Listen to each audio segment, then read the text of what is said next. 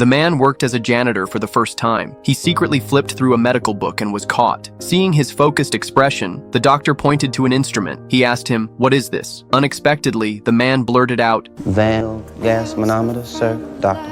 Hearing the correct answer, Mr. Blaylock Doctor was stunned. Then he asked to see the man's hands. After a brief look, Blaylock felt he had found a rare treasure. He handed him a test tube clamp. "Pick up that tube," he said. The man did it with ease. The doctor raised the difficulty. "Now try with your left hand." But he still performed steadily and calmly. He even picked up a cork at the same time. He flipped it around and sealed the bottle with skill. Such practiced technique shocked the doctor. Even his university students couldn't reach this level. So this janitor named Vivian was promoted overnight to lab assistant. But when his wife heard the news, her face showed not a trace of joy. Because though lab assistant sounded prestigious, the weekly pay was only $12. His carpenter job before had paid 3 times as much. But Vivian valued the long-term future more. A few months later, he finally got to perform surgery himself. In a shock experiment on a dog, his hands were swift and precise with the knife. Watching the falling blood pressure on the gauge, Blaylock told him to give the dog a transfusion. Vivian obeyed, but the blood pressure kept dropping. Just as he grew disheartened, the mercury column on the gauge rose again. It was the sign of life returning. They looked at each other and smiled. Their joy needed no words. Just Hen Blaylock asked to see the work record, but he couldn't find the recorder anywhere. He learned Vivian didn't even know what a recorder was. Blaylock exploded with anger. He scolded him harshly. Vivian didn't argue, just left the lab in silence. Later, the doctor found a notebook on the table. It was Vivian's handwritten records. Every step, every detail of the surgery was there. It was 10 times more precise than a machine. The doctor realized his mistake. He ran out to find Vivian. He bowed his head and apologized.